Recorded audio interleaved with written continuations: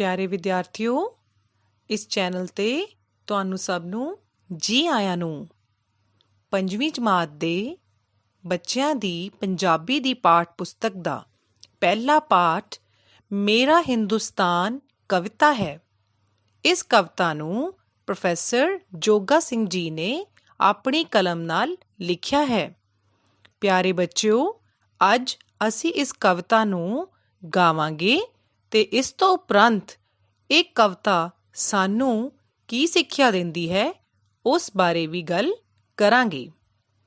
ਆਪਾਂ ਸ਼ੁਰੂ ਕਰ ਸਕਦੇ ਹਾਂ। ਕੀ ਅਸੀਂ ਸਭ ਤਿਆਰ ਹਾਂ?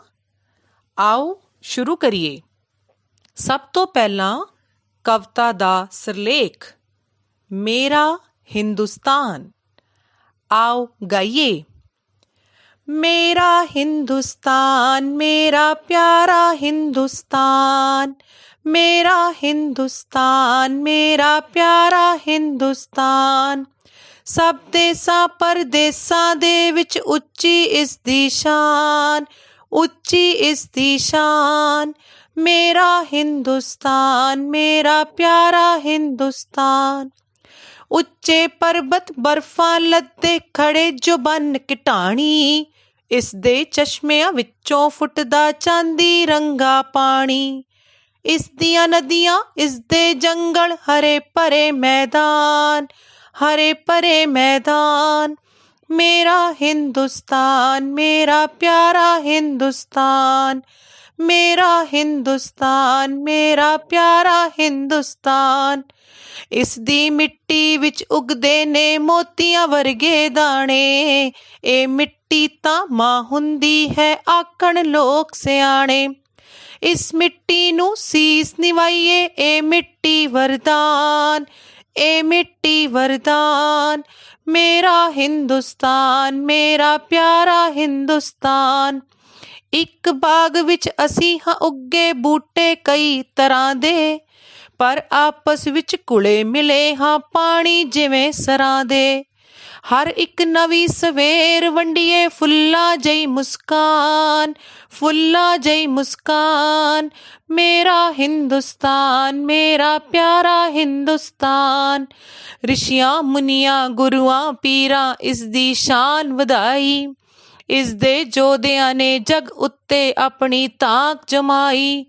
ਇੱਥੋਂ ਦੀ ਵਿਦਿਆ ਨੂੰ ਵੀਰੋ ਮੰਨਦਾ ਕੁੱਲ ਜਹਾਨ, ਮੰਨਦਾ ਕੁੱਲ ਜਹਾਨ। ਮੇਰਾ ਹਿੰਦੁਸਤਾਨ ਮੇਰਾ ਪਿਆਰਾ ਹਿੰਦੁਸਤਾਨ।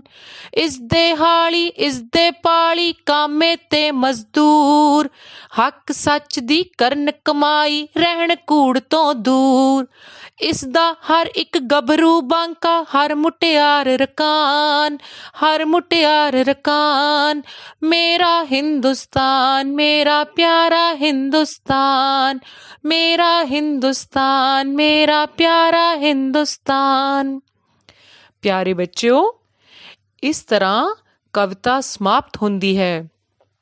ਤੁਹਾਨੂੰ ਸਭ ਨੂੰ ਆਪਣੇ ਭਾਰਤ ਦੇਸ਼ ਦੇ ਮਾਣ ਹੋਣ ਦਾ ਪ੍ਰਤੀਕ ਇਹ ਕਵਿਤਾ ਪ੍ਰੋਫੈਸਰ ਜੋਗਾ ਸਿੰਘ ਜੀ ਦੀ ਕਲਮ ਤੋਂ ਆਈ ਹੋਈ ਆਪ ਸਭ ਦਾ ਮਨ ਉੱਚਾ ਕਰਦੀ ਹੈ।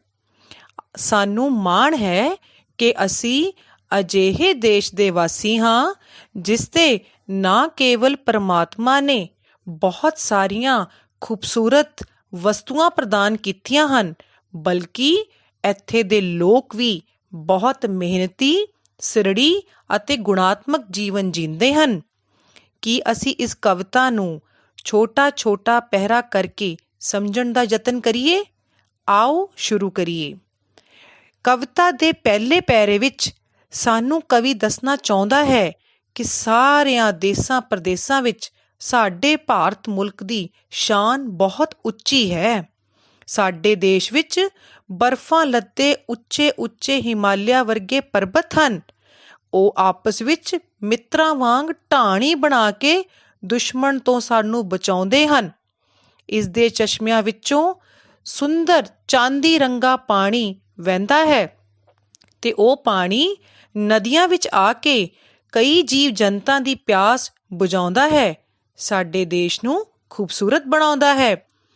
ਉਹਨਾਂ ਨਦੀਆਂ ਸਦਕਾ ਜੰਗਲ ਅਤੇ ਮੈਦਾਨ ਹਰੇ ਭਰੇ ਰਹਿੰਦੇ ਹਨ। ਅਗਲੇ ਪੈਰੇ ਵਿੱਚ ਕਵਿਤਾ ਸਾਨੂੰ ਇਹ ਸੁਣਾਉਂਦੀ ਹੈ ਕਿ ਸਾਡੇ ਦੇਸ਼ ਦੀ ਮਿੱਟੀ ਬਹੁਤ ਉਪਜਾਊ ਹੈ। ਇਸ ਦੇ ਵਿੱਚ ਮੋਤੀਆਂ ਸਮਾਨ ਦਾਣੇ ਪੈਦਾ ਹੁੰਦੇ ਹਨ ਤੇ ਸਿਆਣੇ ਲੋਕਾਂ ਦਾ ਕਹਿਣਾ ਹੈ ਕਿ ਮਿੱਟੀ ਤਾਂ ਮਾਂ ਹੁੰਦੀ ਹੈ।